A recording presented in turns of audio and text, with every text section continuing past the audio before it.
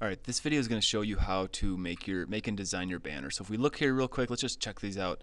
It's got to be 36 inches wide by 8 inches high, so it's going to be banner. You can see my sample on the wall in my room. You have to have at least some text other than the default font, so like no Arial, okay, because that's boring. It has to include at least one image. It has to have colors other than black. Okay, we're just trying to spice it up a little bit. At least one layer style added. I'll talk about that. And then here's some things that you can choose from. There's thousands of possibilities you can add in Photoshop. So these are the things that are going to make it look cool. The complexity and creativity of your design, that's worth 10 points. And then the overall look, like, you know, things line up nice. You didn't get sloppy in areas and things like that. So this is 70 points. So let's get started. I'll show you quick two samples. Here's one sample I made. Okay, I put this on the outside of my door. This is before I even did this assignment, so it maybe doesn't have everything it needs. Here's another one. Okay, your banner is yours. You design it however you want to do it, and it can say whatever it wants to say. Okay, no profanity or things that are school. Use things that are school appropriate. You can design something for your room, like it says your name. You can make kind of a little mini panoramic poster.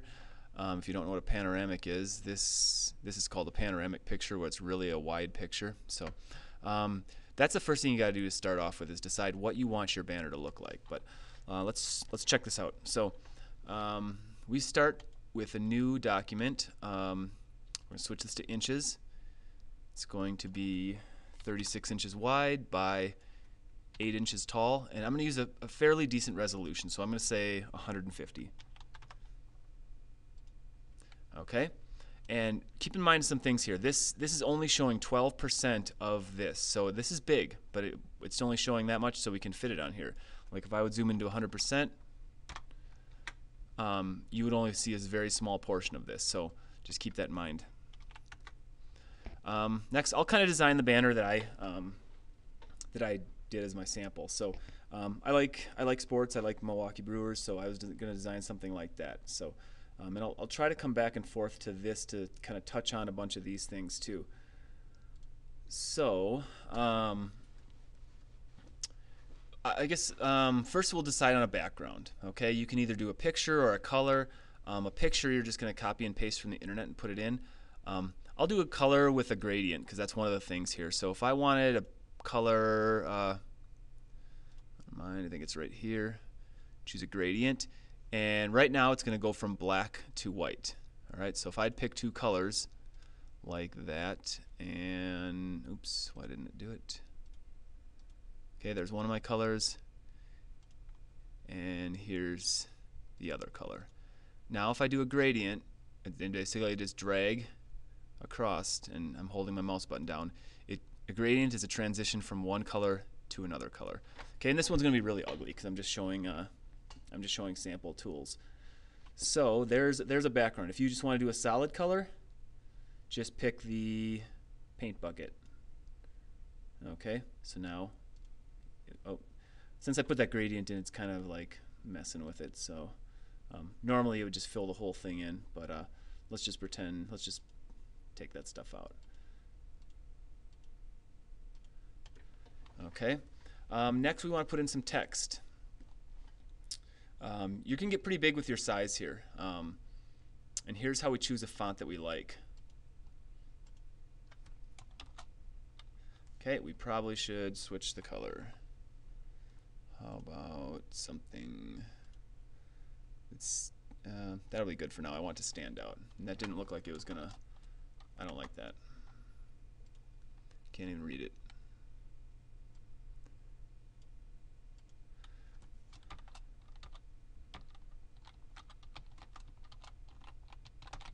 Okay, it's too big. I'm not really going to worry about that right now. Okay, well, I'll fix this in a second. So instead of doing it this way, I'm going to confirm. Now I can move this around anywhere I want. Still too big. All right, and then I can do a transform. So I go to Edit, Free Transform, and now this allows me to resize it. So I'm going to make it bigger this way, but I'm going to make it smaller this way because I want it to fit on there. Okay, and feel free to make it however you want. Just don't, drag it off the screen.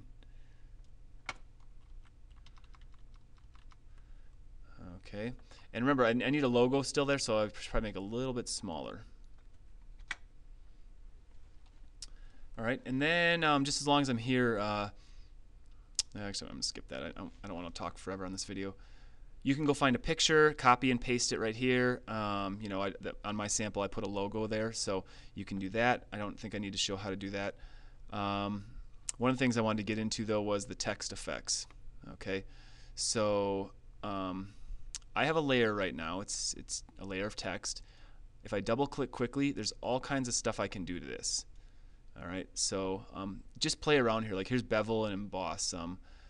You know, I think I'm gonna choose a different style because I can do more to it. So I'm gonna choose a different font, like that maybe.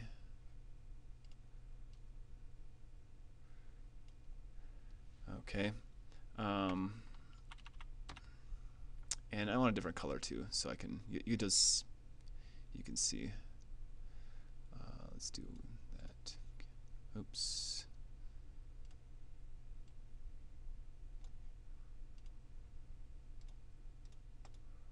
Okay.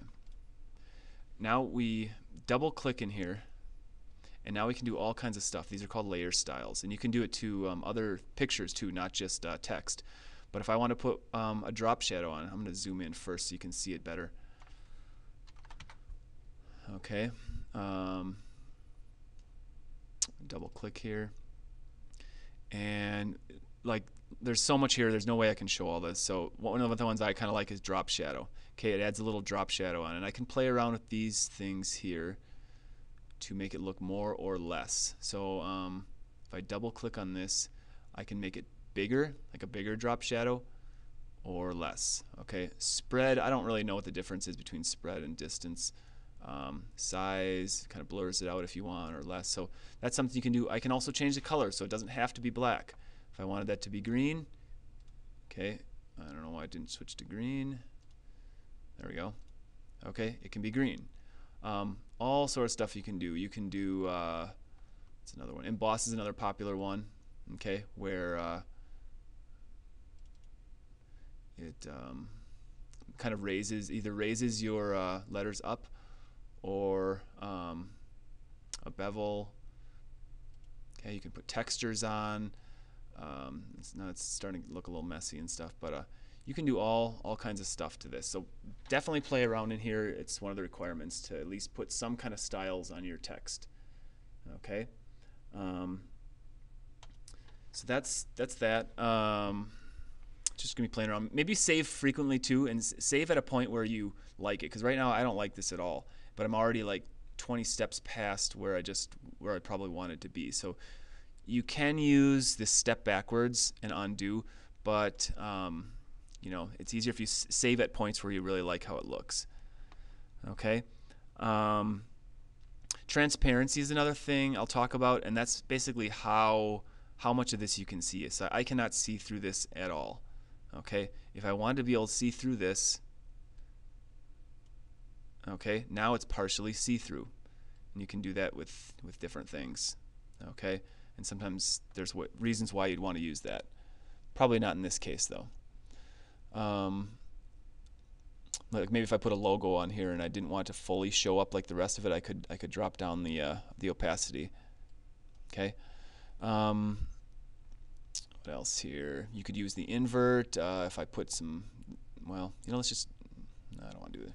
Invert tool is it flips the colors around, so if you wanted to do that, you could. Especially, it's more popular if you have pictures. I don't have any pictures on here right now. Let's see. One of the last things I guess I'll show here, because really it's just going to be about playing around and getting a poster that you like. Okay. One of the last things I'll do is add a border around this, okay, because I did that on mine. I just think it looks nice. So I'm going to zoom back out. Okay, so there's what my ugly poster looks like right now. And Photoshop isn't real good at adding borders, so you kind of got to do a little trick. Once I'm all done, the border is one of the last things you will probably want to do.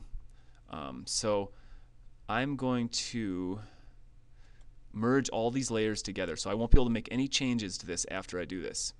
So I go to Layer, and flatten image, or any of these would work too.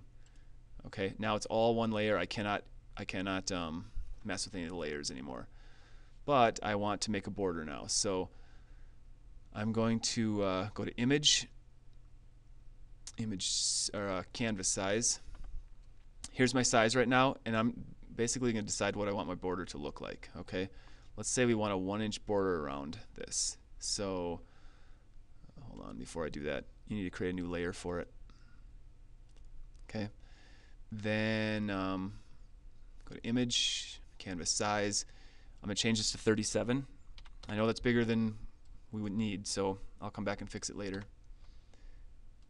Okay, and it just makes that bigger. I kind of wanted to do it on this layer.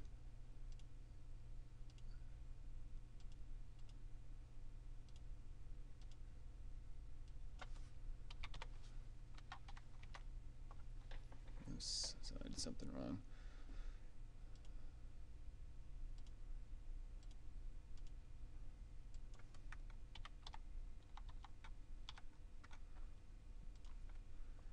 Okay, and now I can change the color of this layer. So if I wanted a black border for whatever reason, I have that layer selected, and then I click on black. Oops. Yeah, it worked like I wanted to actually, but since the black is the top of the layers, this is probably good that that happened. It's covering up everything. So all I have to do is drag this to the bottom of the layers, or that to the top. It's locked, so all I have to do is drag this lock down to the trash can, and I can unlock it. Now when I switch those around, I don't know why that isn't black. I must have been messing around with stuff. That's how you do a border, though. You know, if you really can't get it, you can ask me for help, but maybe I could do it here. Black. There, that works. So there's my black border around it. Okay, because when you use these other shape tools right here, okay, some other stuff you can do, they just don't really work real well for doing borders. Okay, so it's too big because I switched the size, so let's flatten this image again. Go to layers, flatten image, so it's one layer again, and now we're going to switch the size one last time. Image size, switch it back to 36 and 8. Okay, and now you're going to save this in your personal documents in graphic design folder.